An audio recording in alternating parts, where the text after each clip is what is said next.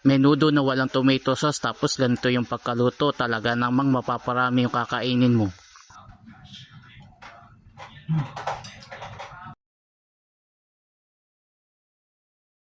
I-marinate natin saglit yung karne sa paminta at soy sauce. At saka ako nagpiga ng 3 pirasong kalamansi.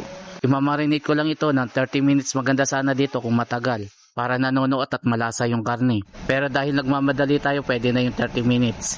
At kung ano ang ginawa ko sa karne ng baboy, ganun din ang ginawa ko sa pork liver. Nilagyan ko din ng paminta, kalamansi at soy sauce. Haluin lang natin saglit at saka natin ito i-set aside at mag-start na tayong magprito. Unahin natin itong hotdog, bali 2 piraso lang yung ginamit ko, yung regular size. At saka ko na lang yan hiniwa sa katamtamang laki. Lutuin lang natin ito saglit at kapag ka okay na, pwede na natin itong hanguin. Isinunod ko na rin yung carrots at patatas, sabay ko nang inilagay.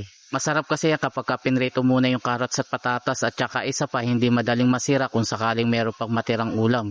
Baka nagustuhan mo yung ating recipe ngayon, paki-like and share mo naman. After nitong gulay, pwede nang isunod na rin itong atay. Isinangkotsa ko lang ito hanggang sa maging half cook lang yung pagkaluto. Hindi rin kasi maganda kapag ka na-overcook yung pagkaluto, medyo makunat kapag ka kinain yan. Hindi rin ako maglalagay ng tomato sauce or tomato paste, kahit nga kamatis hindi ako naglagay dito sa ating menudo. Masarap din yung ganitong version sa menudo, yung hindi ka maglalagay ng kahit na anong sauce. Naigisa ko na yung sibuyas at bawang, pwede nang ilagay yung karne at yung pinang-marinate, hindi ko na muna isinama. Hayaan muna natin na lumabas yung tubig ng karne. Iginisa ko lang ito saglit at saka ako nilagyan ng takip, hayaan muna natin itong magtubig. At balikan na lang natin kapag ka okay na. After ng ilang minuto, heto na yung itsura niya, kaunti na lang yung pinakatubig niya at pwede nang ibuhos yung pinang-marinate natin. Lutuin lang muna natin saglit yung pinang-marinate at saka natin ito pagmamantikain. Ito naman optional, naglagay ako ng annatto powder para kahit papano hindi matamla yung kulay ng ating menudo.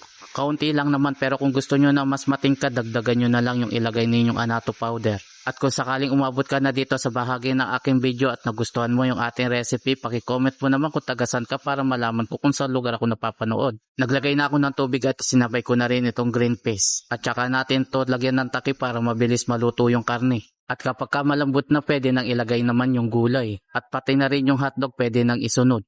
Tapos naglagay ako ng 1 kutsarang liver spread para mas lalong masarap yung ating ulam. Dapat madami kang kanin kapag ganito yung nakahain sa lamesa. Luto na rin naman na yung karne at saka yung gulay, pero pahuhupain pa natin ito hanggang sa kumunti na lang yung pinakasabaw niya. Kapag lumapot na ng kaunti yung sauce, pwede nang ilagay ito pork liver.